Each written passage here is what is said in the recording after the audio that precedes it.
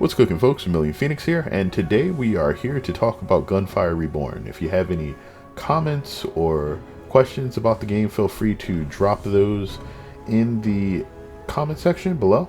But basically, I've dropped about 200 hours into this easily since it was in early access. The game has since gone to full release and released its first paid DLC. There'll be another one in the future, and I just wanted to talk about it because I really enjoy it. So let's get to that. So if you haven't touched this game, it's been out for about 2 years since its early access debut, and it's a interesting blend between looter shooters and roguelikes. Very similar to an experience that you would get in a game like, say, Borderlands and Risk of Rain, if there were to muddle the mechanics of the two. And that's not a bad thing. I like both of those games for their own merits.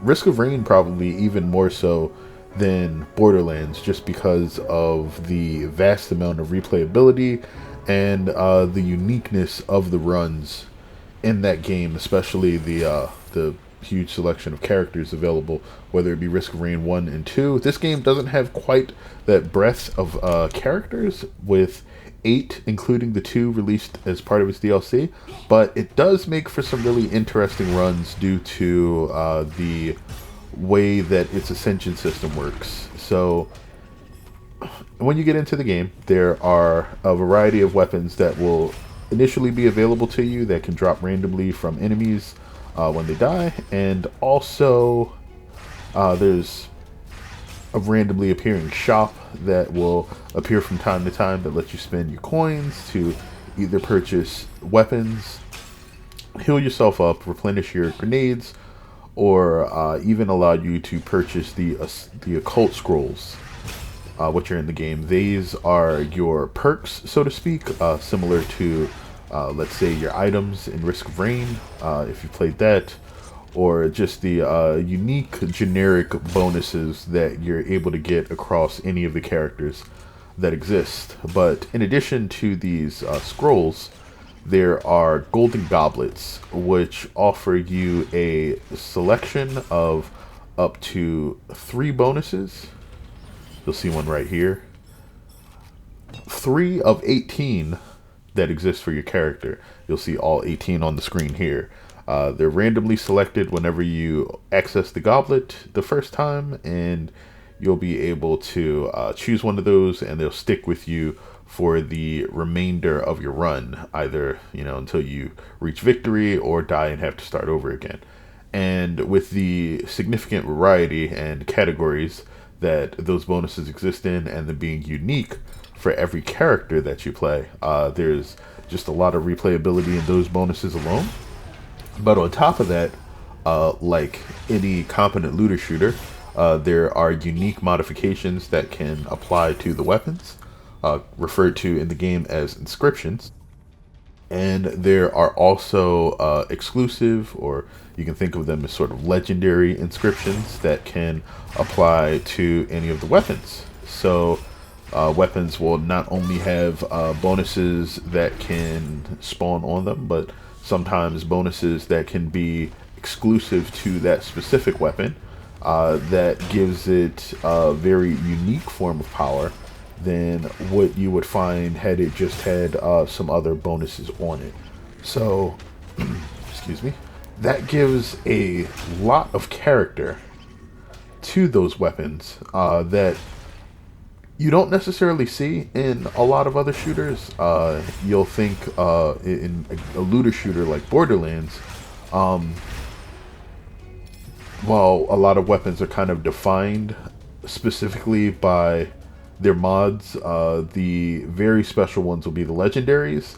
These sort of take that effect, but also play with it in a way that is very roguelike specific, wherein you can find the ability to upgrade certain weapons randomly to include these sort of legendary effects, or you can just play through the game with the weapon as it exists, and a lot of the weapons have their own kind of built-in uniqueness to begin with. So it makes for a really refreshing experience when the guns themselves are very unique across all of them. There's not a lot of them that really handle or play exactly the same. There may be some similarities. There are categories, like there are various types of sniper rifles, but the sniper rifles will have unique things. Like one sniper rifle fires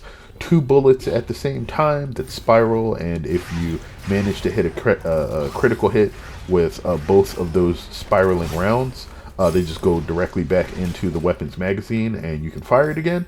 Or another sniper rifle will just pierce multiple enemies, and one of the effects it can get is it deals more damage as it pierces enemies. And just one of the sniper rifles will automatically target enemies' weaknesses if you scope, and it can get a bonus where you don't have to scope and it'll immediately just aimbot for headshots.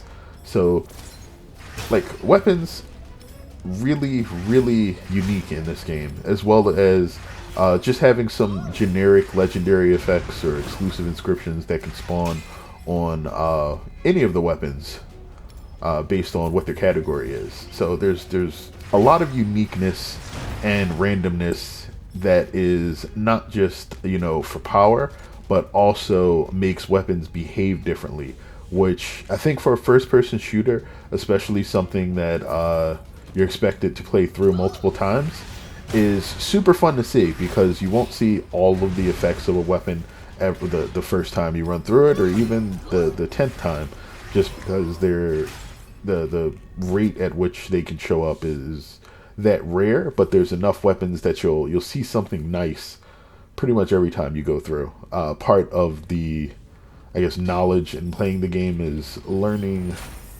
what to pick up and when. But any competent roguelike will have you testing your ability to make decisions. That's usually a big part of that field of games itself.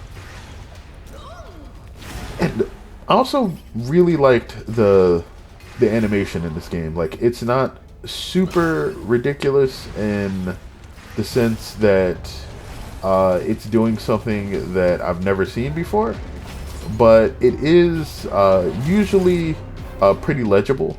You can kind of tell when enemies are under certain effects or things are happening. There's a little dash that your player characters get to do, and you get the little speed lines when it happens.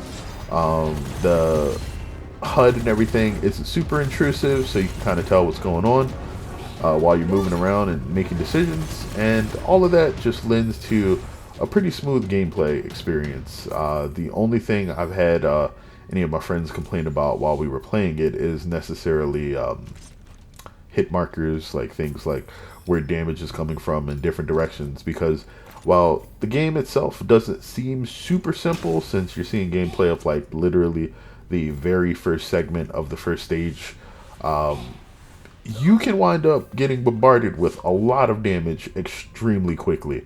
So take it from me when I say the game is definitely easy to learn, but mastering it is a whole nother ball game. I'm up to Reincarnation 7 as far as the difficulty goes.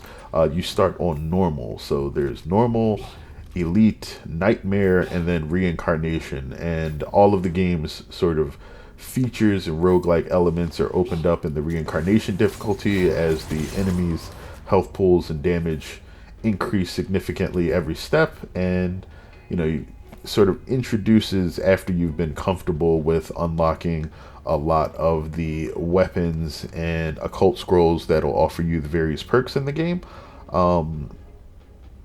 the full breadth of everything, in addition to an entirely new set of bonuses by enhancing all of the available weapons and scrolls that exist in the game.